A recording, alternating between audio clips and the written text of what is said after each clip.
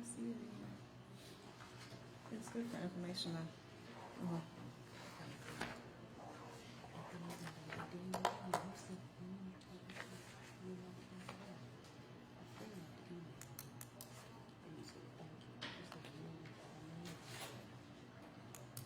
Yeah, I see it's only 1,000. I had gotten confused. Yeah. Mhm. We're listed in the caption though. We're listed in the caption. We're listed in this part. It's okay, I'll just add it.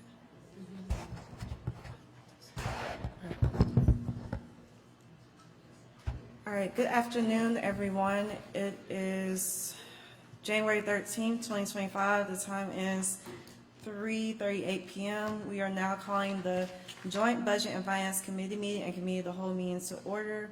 Councilors, have you had a chance to look at the minutes from the last meeting? Do we have to pass the mic? No, it's just this one.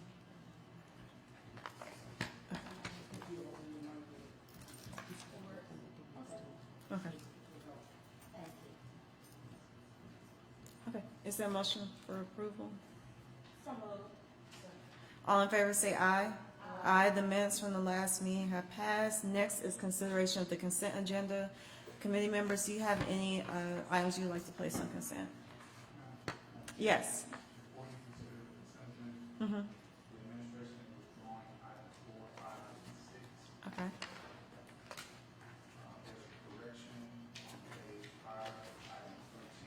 Mm-hmm. First line, beginning with the beginning of the sentence where it says a resolution, to the end of that paragraph, discretionary fund should be extracted. The only reference in item 13 should be to the individual assignments. Item 14 is being amended. You should have that contract in front of you. So $5,000 for the ballot out, $10,000 for the ballot out. $10,000 is including an additional $5,000 for that.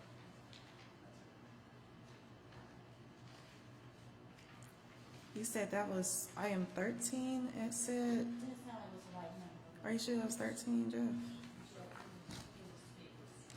Okay, it was 6, okay. Okay, perfect, okay. Well, councilors, do you have any items you'd like to place on consent? Yes, I do. Madam Pro Tem? All right, thank you very much. I would like to offer the following items for consent.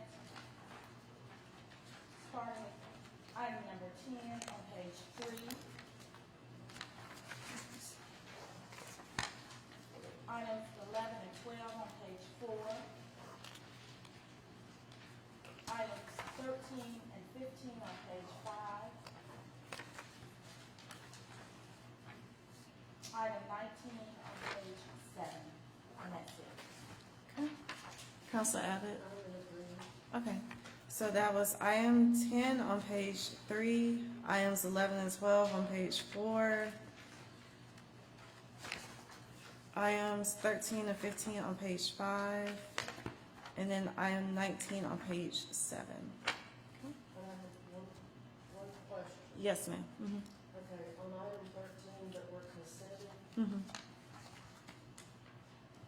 at the top it says not to exceed $6,000, and at the bottom it says not to exceed 5. So tell me what the change was. Unfortunately, two items were merged into one. So in that second paragraph, beginning with the word A, resolution was ratified as first sentence.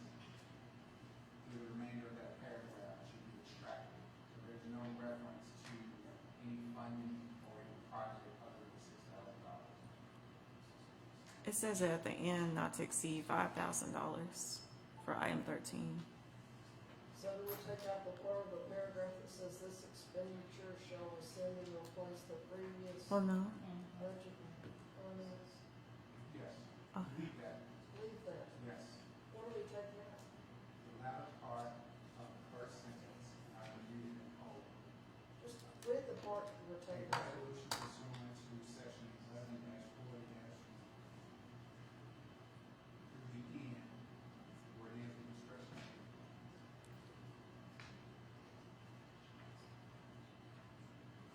which I think Laquita said she took it out. That's no longer in our. Yeah, it's not in our copy. Okay.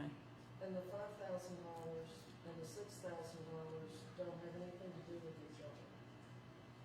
It should be not to exceed 6,000. I think the 5,000 comes from, like, we're voting to rescind that original contract that had 5,000 and voting on now, and the actual agreement not to exceed 6,000. Gotcha. Yeah. Thank you, I just needed to ask that question. No, you're fine. Okay. Is there? So, Okay. did you move for approval? Yes. Okay, second. All in favor say aye. Aye. The consent agenda has passed. If your items were placed on the consent agenda, you can enjoy the rest of your afternoon. Otherwise, item 7 is the first item. This is an ordinance to amend the grants fund budget for the fiscal year ending June 30th, 2025 by appropriating $332,703 to police 2024 JAG per award received. All right, Move approval. Second. all right, Chief. I was on left. So this is a grant that we received from the DOJ for a grant.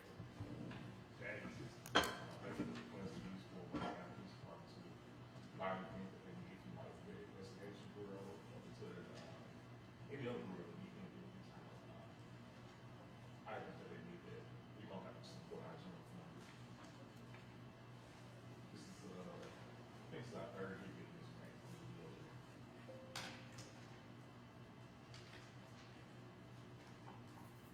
Okay.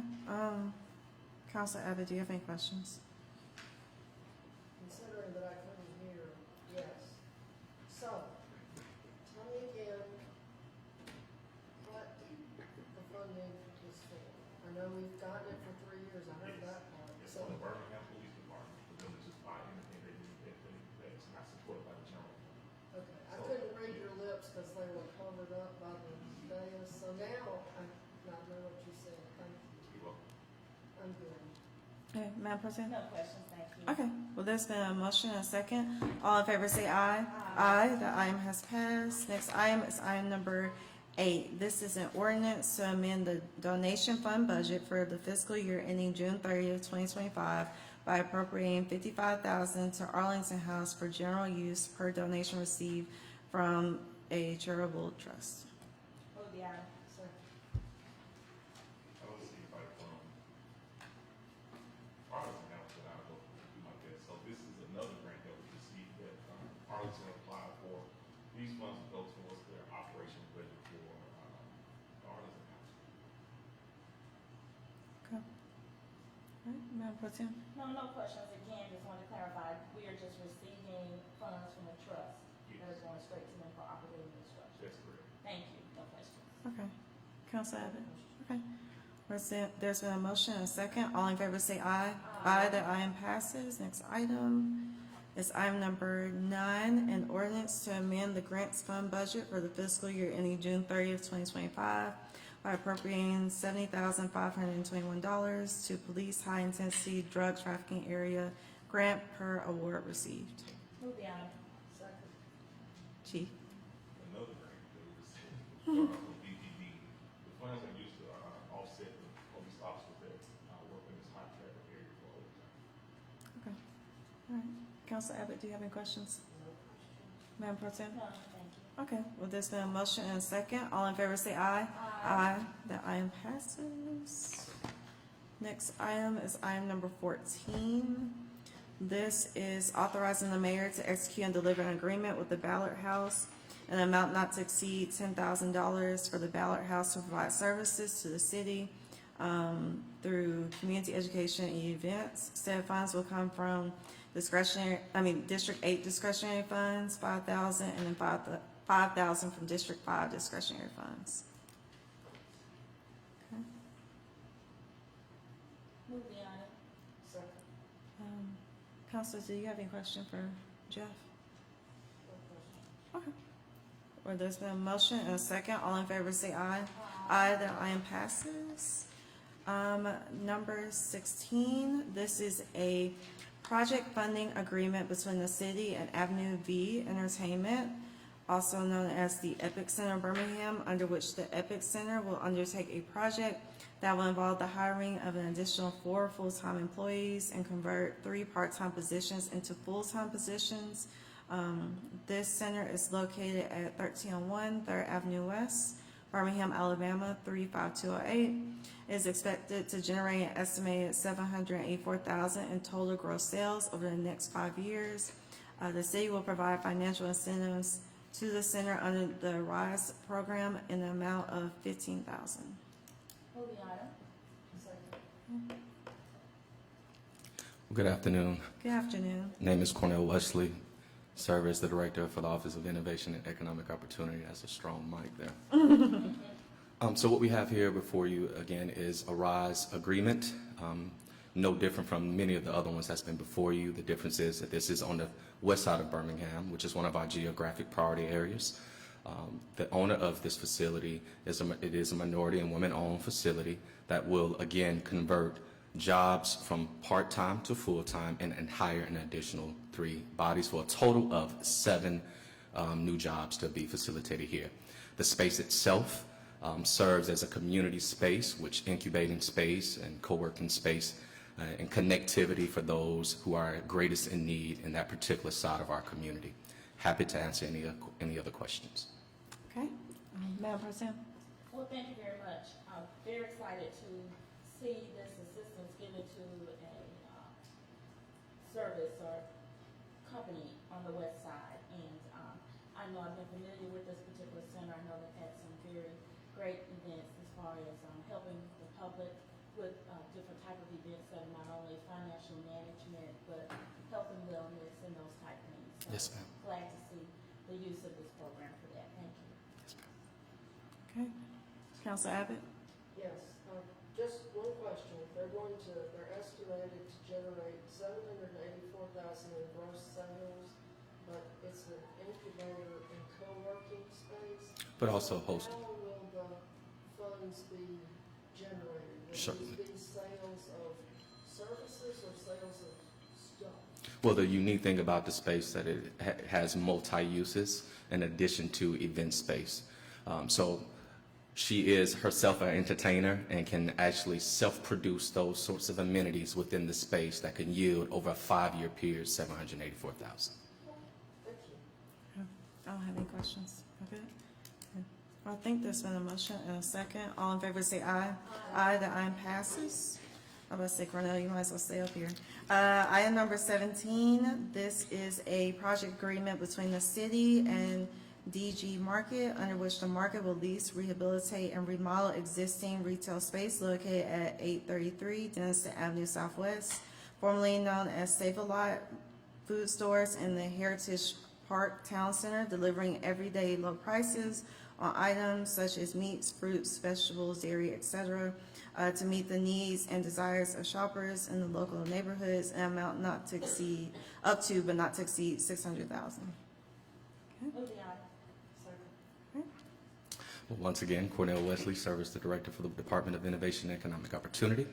What's before you, once again, is an incentive agreement to backfill the currently vacant Save-A-Lot at the Heritage Town Center. This has been about a year of worth of work that we have now excited to present this before you. It is a one flat fee of $600,000, the same amount that we used for a previous incentive agreement.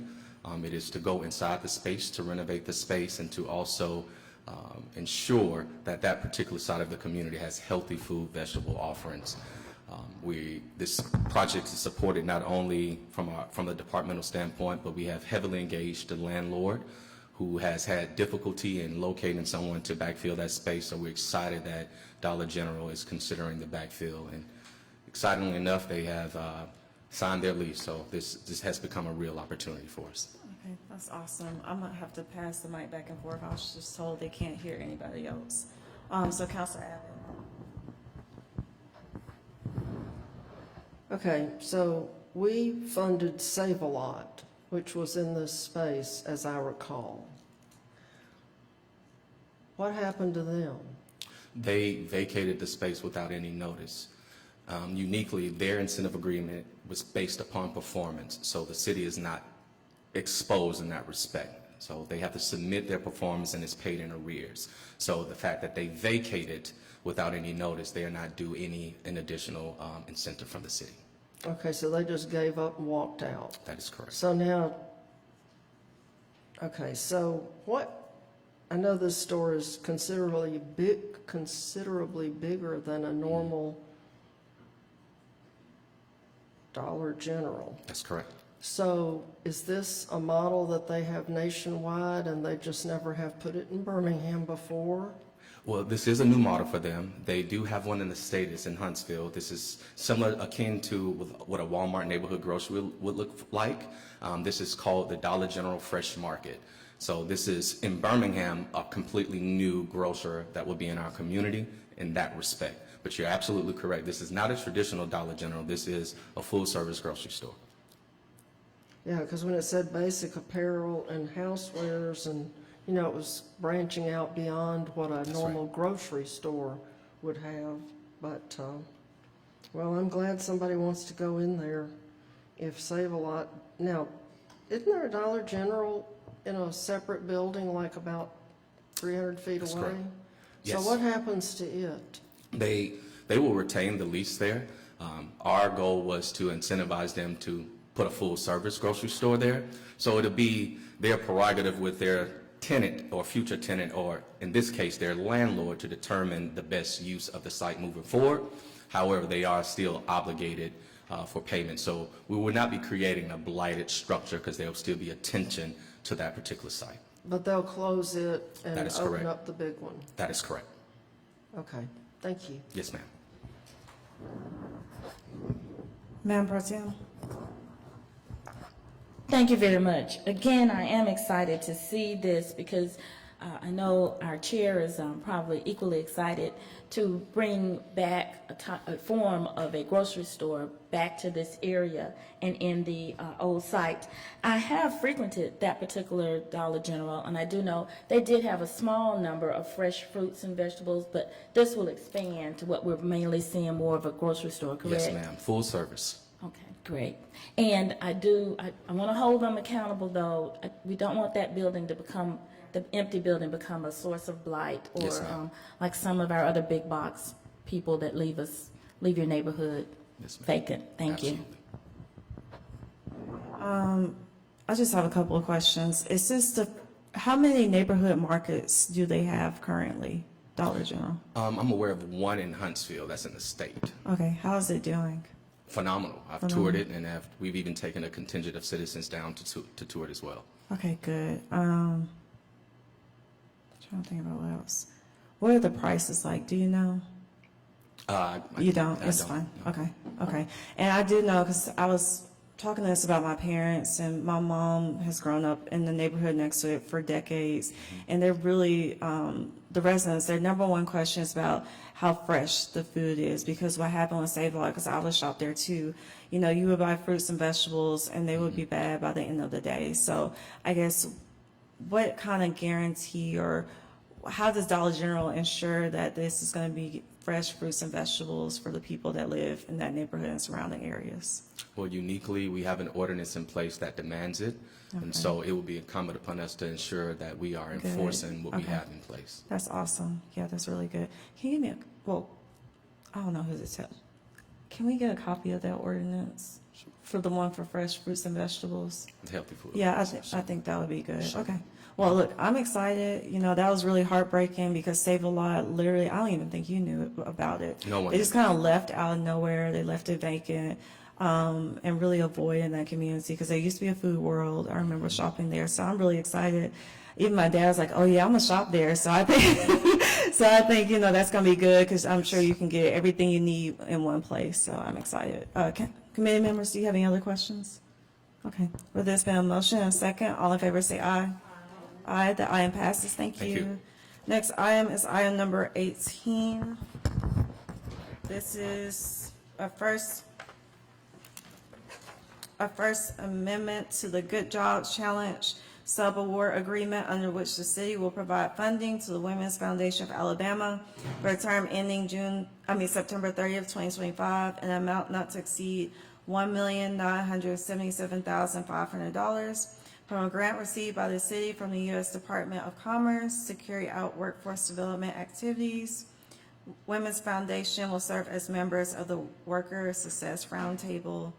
And so this will be in accordance with budget and capacity projects primarily during the third phase of the grant program implementation. Move the item. Good afternoon. Good afternoon. Sarah Wilson. I serve as Deputy Director of the Department of Innovation and Economic Opportunity. And the item before you is essentially an amendment to the existing Women's Foundation contract that they are stewarding through the Good Jobs Challenge grant. When we initially wrote the grant, we had sectioned off a portion of funding that was going to be used for like digital skills certificates. After coordinating and having conversation with employers, that's no longer a need in the market. And so we were able to, Women's Foundation has the ability to scale existing program to essentially supercharge what they're already doing and having some really good response in the market too. And so this funding will essentially be able to offer additional grant programs that they're offering currently through the existing funding. Okay, perfect. Madam Pro Tem? Yes, thank you very much. Sorry. Thank you. I did just want to get a little bit more information as far as I thought it was more digital technology and that type. So can you just give us some information about what those skills or what that workforce training would be involved in? Thank you. So initially when we wrote the grant, it feels like so long ago, but it was like on the heels of COVID. And so if you remember, Good Jobs is all about healthcare, and it's solely the healthcare sector. And so you can imagine healthcare looked a lot different when you're on the heels of a global pandemic. There was a lot of community education, and we anticipated that there would be some roles that would require like digital certificates. And so some of that would be like if you work for an employer, you might get an additional like a online certificate that would be offered through some sort of digital platform. And after we got the grant, received the funding, and having some of these roundtable discussions with employers, recognized that that really isn't a need, and that there's a significant need within our regional market for clinical roles, which require a little bit more training, and that is what the Women's Foundation does. They've already to date trained about 204 people throughout the region. They currently have another 90 that are in their program. Through the life of the grant, which is set to sunset in September of 25, their overall goal is like around 450. So they're trending really well and have capacity to essentially offer more grants. And so what we're hoping to do is to take that money that we had initially planned to use to provide digital skills certificates, listen to what employers are telling us is needed in the market, and kind of just connect Women's Foundation with employers to be able to just supercharge that program. Okay, and thank you for the reminder about the healthcare sector. I couldn't remember if primarily those jobs were involved. And this is strictly training. I know sometimes when we put people in workforce development programs, they have trouble with transportation or childcare, and that doesn't come here. This is strictly learning I'm so glad you asked that, because we're in the process of recruiting job seekers. And so to answer your question, it is primarily training, but we have a significant amount of money that can cover wraparound services. So we are able to provide support for transportation, childcare. With healthcare, a lot of times you have to have tools or uniforms or supplies before you even get the job, and we're actually able to pay for that. So whether that's like stethoscopes, don't have me name any other medical whatever, but those other things that you might need to be successful on the job, we can actually provide support for that. So this funding, and a lot of Women's Foundation's model is to match training with wraparound services, and so they are able to do that, yes. Very good, thank you. Councilor Abbott? I don't have any questions. Our pro tem asked all the questions. She did do a good job at asking the questions, so I feel the same. Okay, well, there's been a motion and a second. All in favor say aye. Aye, the item passes. Thank you. Thank you. Jeff, do you want to wait till we get to 21, or you want to make the correction now? Sure. For item 21, as of committee, the amount being changed should be $1,015,750. No change in the funding source. Only change in the amount. What is the amount again? 1 million? $1,015,750.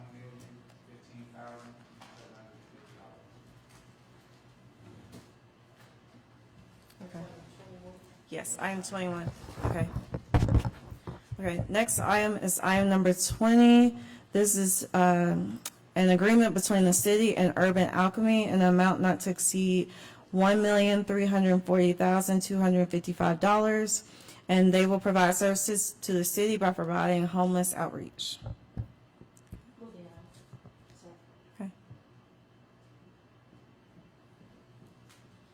Okay. Good afternoon, Good afternoon. counselors. I'm Megan Venable Thomas. I serve as the Director of Community Development for the City of Birmingham. Should I talk about one item and then we go to the next one, or do you want to? Oh, we can bring them together. That's fine. So, item number 21. This is an agreement between the city and Faith Chapel Christian Church in an amount not to exceed, I think Jeff said $1,015,650. $750, and this is for homeless outreach as well, and then including access to laundry and shower facilities for up to 15 residents.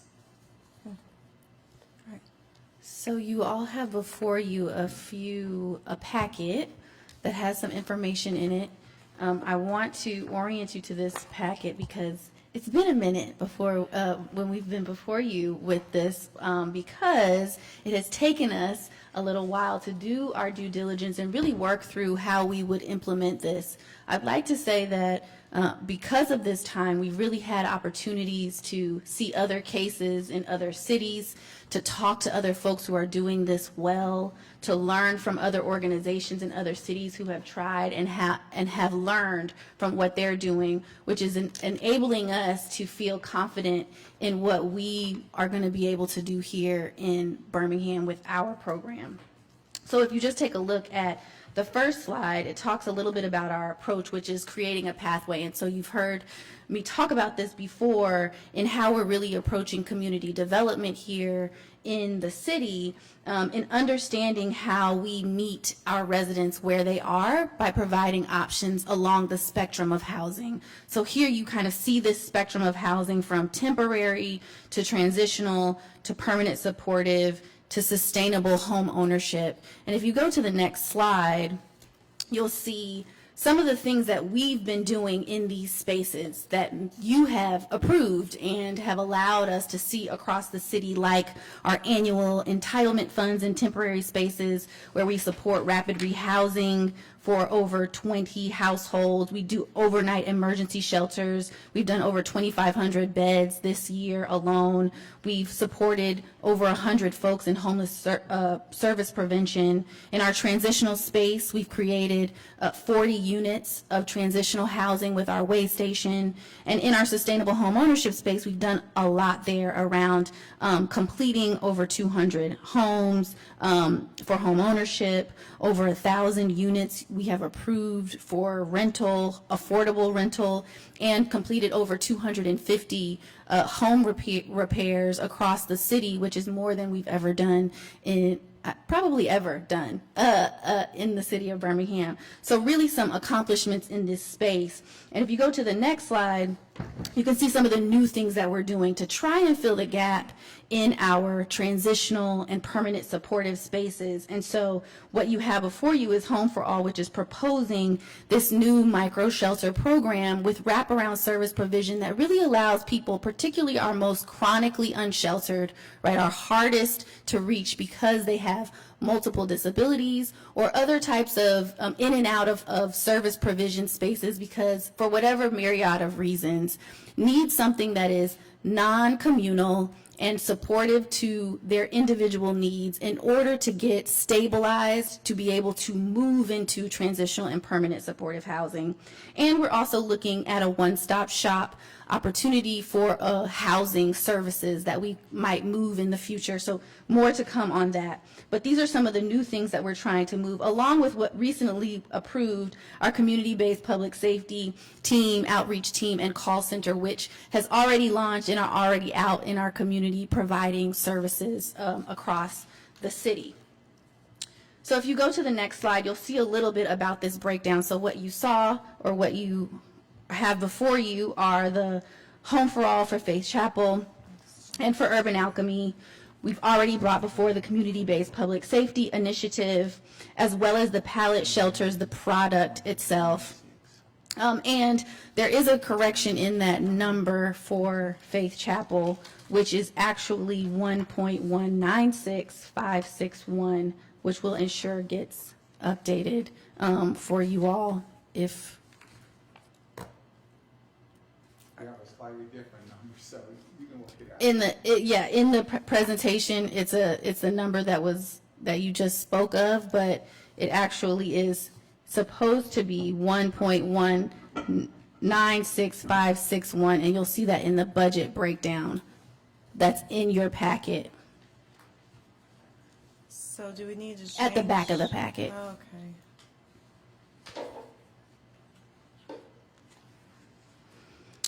And so I wanted to bring forward this breakdown so we could really see not only what we are approving here, but also to give a little color to what it costs to do some of this work that we're talking about, that we want to be transformative and actually get to some of the most chronic issues that we're having around unsheltered homelessness. And so just to give a little flavor to that, cities on average spend about $35,000 per person for unsheltered homeless folks.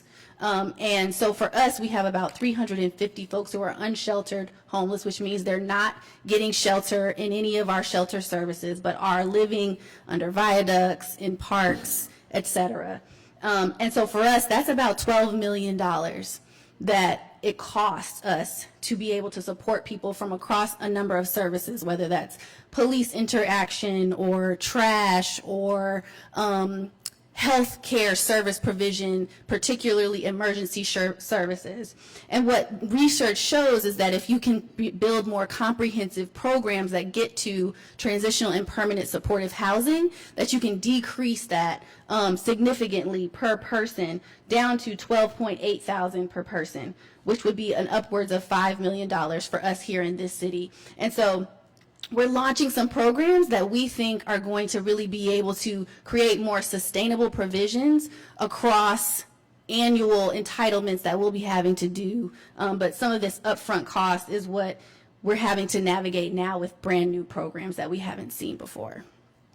So to get into the breakdowns, if you go to the next slide, there's a little potential visual there of what some of this could look like. But Faith Chapel, first, you see the operational costs are really going to engaging with individuals, offering personalized services for residents to navigate their challenges. Again, this concierge service to be able to have one-on-one care management with individuals who would be housed at their site, to be able to determine what their needs are and then provide them, coordinate that care, whether that's health care services, whether that's workforce services, and then again providing things like mailing addresses, opportunities for transit to get folks to appointments that they need to get to, other types of counseling services. So really what folks need, but ultimately safe sleeping, security, and safety, which is much of what our folks who are experiencing chronic unsheltered homelessness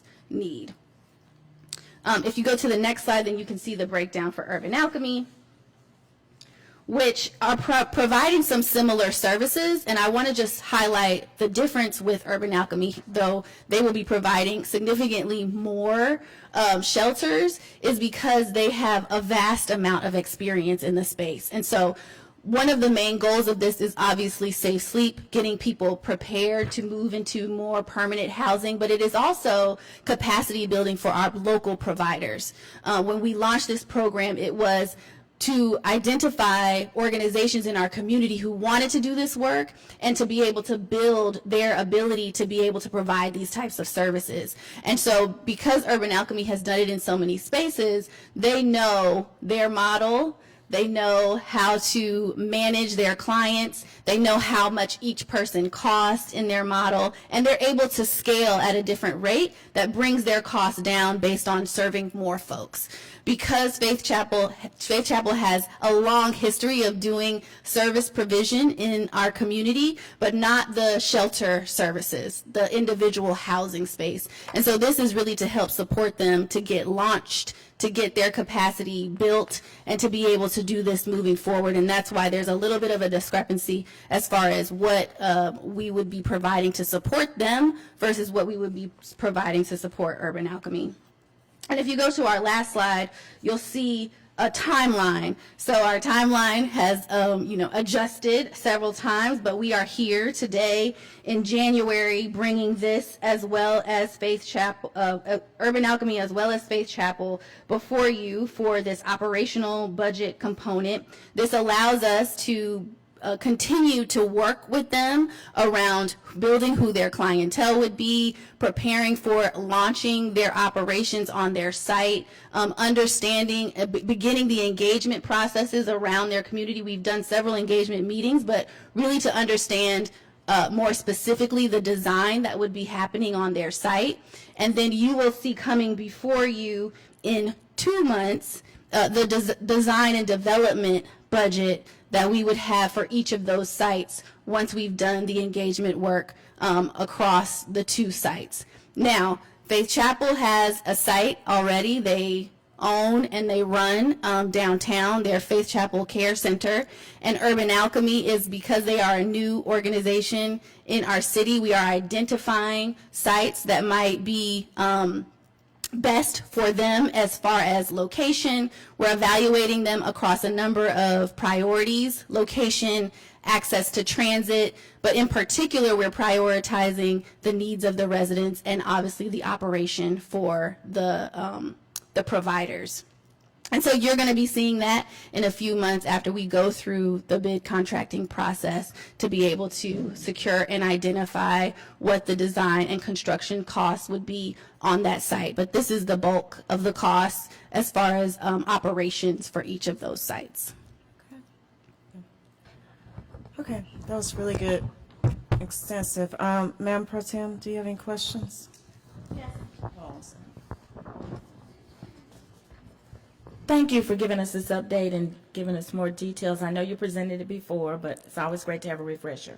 The only thing I wanted to understand fully about the difference between the 2 sites, will both sites have the housing that we purchased already? That will be the same in both locations? Yes, so they will both have the pallet shelters, the bathrooms, and community spaces on each site. The way that we have thought about this is based on a number of other spaces that we've seen across the country to have about per 10 micro shelters to have 1 restroom / bathroom situation per 10, and then per 15 on a site you would have a community space or a community room. And so that's how we're gauging the amount of bathrooms, showers, and community spaces that would be on each of the sites. Okay, thank you. I did get to see that when we were, was it Tampa? I'm not sure if it was, we were at NLC or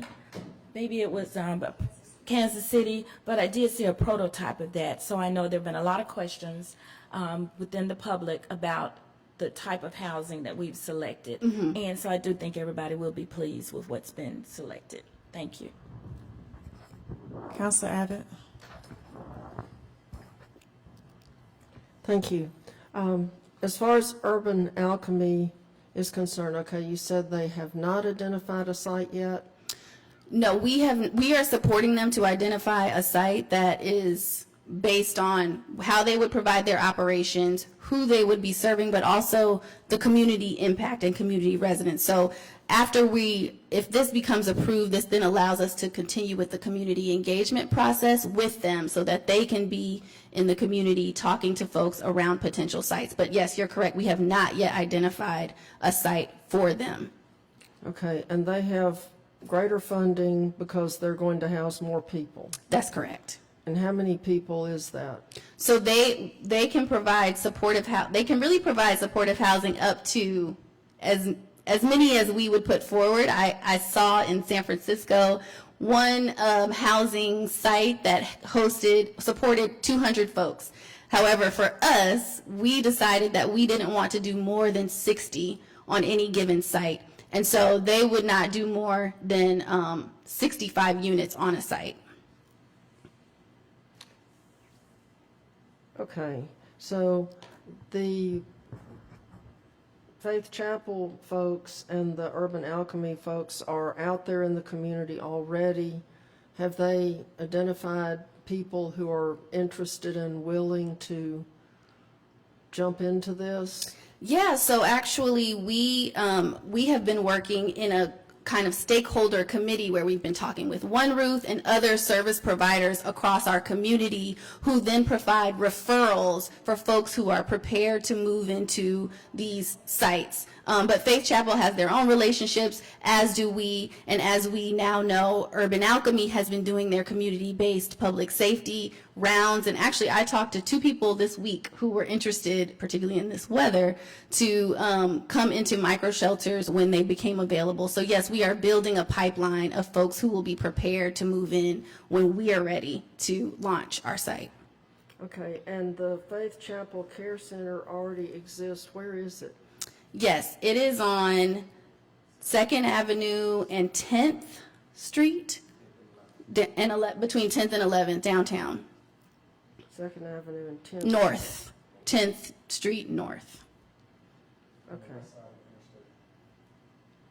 Okay, and is this considered, on your little chart, is this considered temporary housing or transitional housing? So that's a great question. It is actually in between. So one of the things that we found was that when we move folks that have been living on the street, in parks, etc., straight from their location into apartments, it oftentimes has a huge recidivism rate because people are not well, people haven't had the opportunity to live in confined spaces where they've had to take care of their spaces for a long time. And so one of the places that we're really trying to hit is allowing people to get the supportive services that they need to get well first, with a certain amount of time that emergency shelter doesn't provide, because they're often one night and then you have to leave and come back the next night, as well as providing space that's not congregate. So you don't have to be in space with other people, which often for folks who are chronically unsheltered is a reason that they choose not to go into warming stations or emergency shelters at night, because they don't feel comfortable in those types of spaces. So this is trying to provide an option that's in between that to really meet folks where they are around the needs that they're saying are unmet with some of our service provision that are already existing in our community. Okay, and remind me where the way station is.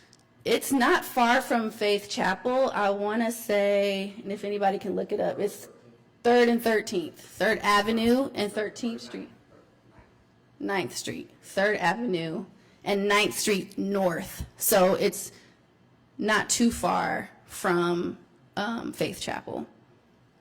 Okay, we're going to have to pass an ordinance that people put page numbers on their presentations, Oh, I'm sorry. because it drives me nuts. But on one of these pages, it talks about the new homes, and I don't want to get deep into the weeds, but when we have new homes for low-income people and they buy them, are they allowed to sell them to, like, investors after they've lived there for a while, so that those investors might be able to turn them into STRs or something like that? Typically, we have stipulations on some of the requirements for some of our homes. However, it really is contractually dependent and dependent on the funding source that we're using to build that house, what the requirements are that are baked into that. But oftentimes, you know, people owning homes have the autonomy once they've purchased that home to do with it what they would like to. And so if they want to sell it and get some investment money to buy another home and to move up, we also don't want to constrict people from being able to do that as well. Yeah, well, I mean, outside investors are trying to buy Birmingham. They've certainly made me lots of offers. And, Yeah. and you know, I was just curious, when we have these subsidized housing, and we've subsidized it with other people's money, including the federal government, if they allow folks to just, you know, move in Sometimes and there's stay the limited amount of time, and then find somebody who has other incentives to do other things besides populate our city. Yeah, oftentimes there are not stipulations past a certain number of years that folks are required to stay in a home. And that in some ways is to also allow folks who are economically mobile to be able to, you know, make a profit on their homes as well if they would like to at some point and if they get to that point. But in certain types of homes that might be in a land trust or things like that, there might be stipulations on how much you can sell your house for and who you can sell it to. Okay, because I'm deeply interested in repopulating our city, not just helping people make money, although making money is a fun Absolutely. thing, and I'm in favor of it. It's just, we need population, you know, that stays. Yes. And I at least agree with stays for a while. So I was just curious about that. And the home repairs that we're working on, the 100 of 250 completed, those are for the people who come to the city and can't afford new roofs and things that are critical for keeping your house livable. Correct. There was an application process and there were a certain number of requirements based on your income level, whether, and the types of repairs that you needed to your home, that we would then support fixing. And we've done a significant portion of those. Yeah, which is a fantastic program. And just remind me one more time, CBPS team, CBPS, what is that? Community-based public safety. I'm sorry, I usually spell those things out, but I will do that in the future. So those are the teams that are going out when folks are calling about residents who might need support or are in some sort of crisis, and they're responding versus our police teams responding. So it's diverting police resources back to where they need to be going and providing folks who can de-escalate and really meet that client where they are and hopefully resolve the issue and get them into a more supportive situation. Okay, thank you very much. So with Urban Alchemy, they're not going to have homes. That's just really wraparound services. No, they will have micro shelters as well. Where are the micro shelters for them? Where are So they we gonna don't have yet have a site. So we Gotcha. will be bringing before you in a few months the actual identified site for your Okay. approval. How many are they expecting? Up to 15, like Faith Chapel? No, they are expecting up to 65, so they can do Okay, a gotcha. significant amount more than. Because that was my Faith next Chapel. question, because I Yes. thought originally when y'all brought this, it was almost 100 individuals that we were trying to target. That's correct. And so Okay. we could do up to 100 units. That's what we agreed we would purchase. And so based on the site that we identify, if more can Okay. fit there, we will. And that the design of it is one that feels welcoming Mm-hmm. and manageable for our city. That's what we'll be bringing for you for your approval after we approve the operating budgets. Okay. So when we were in Kansas City, it was really for veterans, but they did have a requirement that you did have to stay clean while you were staying there. Is there some type of requirement for people when they stay here? So we have allowed our providers to determine what stipulations they want to have for managing their sites. And so what we do know is that some of our chronically unsheltered homeless folks are experiencing substance abuse challenges. And so some of the challenge for us is, how do you meet people where they are and navigate getting them well by not being able to support the challenges that they're moving through? And oftentimes just that stipulation alone prevents people from even wanting to come in and get the help that they need. And so we've really allowed the providers again to determine what they can manage and how they can manage the sites in order to help people get on a pathway to supportive health. Okay, because they were actually pretty full in Kansas City with that requirement, but they also Yeah. gave them the tools for them to stay clean eventually. I'm hoping that we can get to the place where they are, because they had where you could get dental cleaning there. I think, was it, Madam President, did they have something with animals where you get your animal service? Like if you had an animal, they had like a big lobby area. Well, that was in the main like center that they had. They had a big lobby area, kitchen. So I was really impressed with that. So hopefully we can evolve to that. So Yeah, with the absolutely. restrooms, I'm trying to remember the design. It was for it's been a minute. Is it like a couple of units share a restroom? So, Bathroom? yes, so there will be a space where restrooms are located. They're still individual restrooms and shower areas, but they are for up to 10 of the micro shelters. So there's one, and they each have 2 showers in them per 10 residents. So, yeah, so essentially, there's a restroom and shower per 5 residents. Okay, that's kind of like a mini dormitory. Exactly.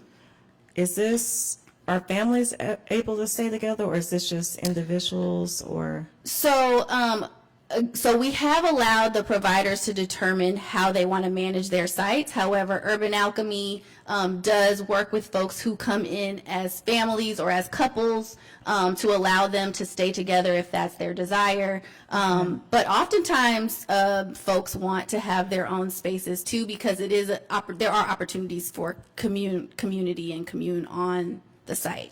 I do know that's a problem with homeless shelters in general. You'll have Yeah. families and they have to split up. The dad will have to split up from the mom and the children a lot of the time. So I'm happy to hear that, we won't be breaking up family units doing that.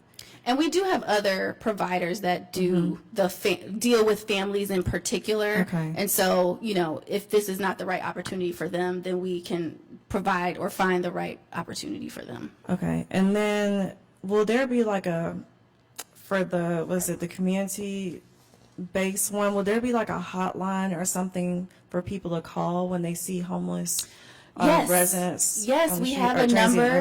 residents? Yes, we have a number that is ready to be publicized, and so we will be putting that number out this week. We'll make Okay. sure that you all get that number and how to call and when and what the best opportunity is for that. But yes, we have a number that's ready for the call center, and we're really excited about that. And we put out the number to some folks this past weekend over winter weather, but we wanted to test it out first to Yeah. make sure it didn't get overwhelmed. But we're excited to release the number this week. So it was very positive. Okay. Yes. Okay, good. Because I think most of us have talked about that. Well, we'll have like a homeless encampment, et cetera, and we hardly know ourselves where to direct that to. And so I think Absolutely. that'll be really, really good. Because I do know, like near our office, I see, transient residents all the time, and a lot of times they don't want anything except for maybe money for food, or even just to say hey, or something to eat. So I'm really happy to hear about that. And then having CAPS downtown helps as well. Yes, and they're working together, Good. so we're Okay. excited about that as Okay, well. perfect. Committee members, do you have any other questions? Okay, well, I think there's been a motion and a second. All in favor, say aye. Aye. Thank you. Items 20 and 21 have been passed. Thank you. Thank you. Next item is item number 22.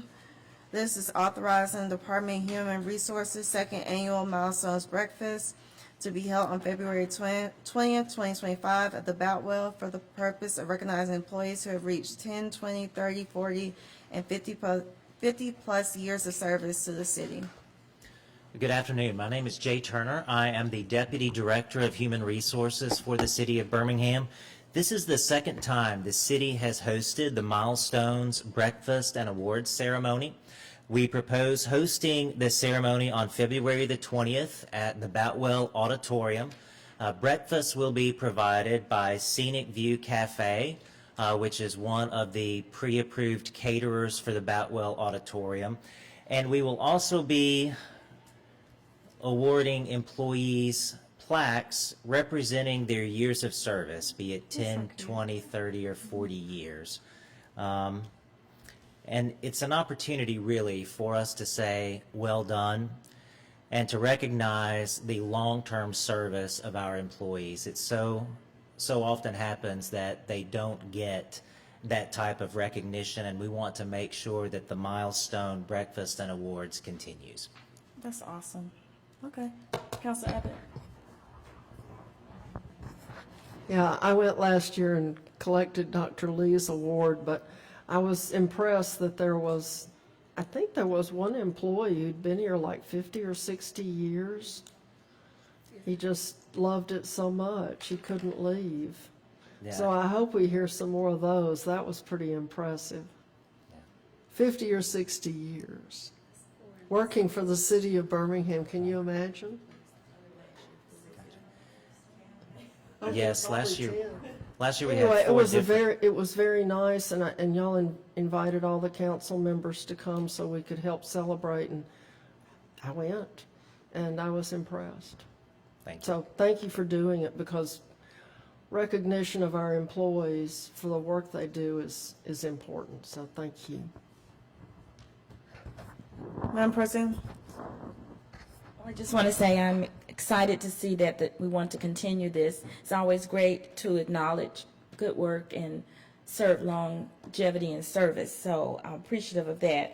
I wasn't able to come last year, but I missed my 5-year certificate, so let's see. Okay, well, this. That's funny. Well, okay, well, I think there was a motion and a second. All in favor? There wasn't? Okay. All in favor say aye. Aye, the item passes. Thank you, guys. And then the last item is item number 23. This is an agreement with Civic Plus, and an amount not to exceed $173,282.90 for the purchase of C-Clip Fix, the 911 online smartphone application. Okay, Chief? This is just a renewal of our C-Click Fix software for 3 months. He said it's just a renewal of our C-Click Fix app. Okay. Counselors, do you have any questions? Yes. So no additional bells and whistles with this, just the same? Keeping the service. Okay, thank you. Counselor Abbott?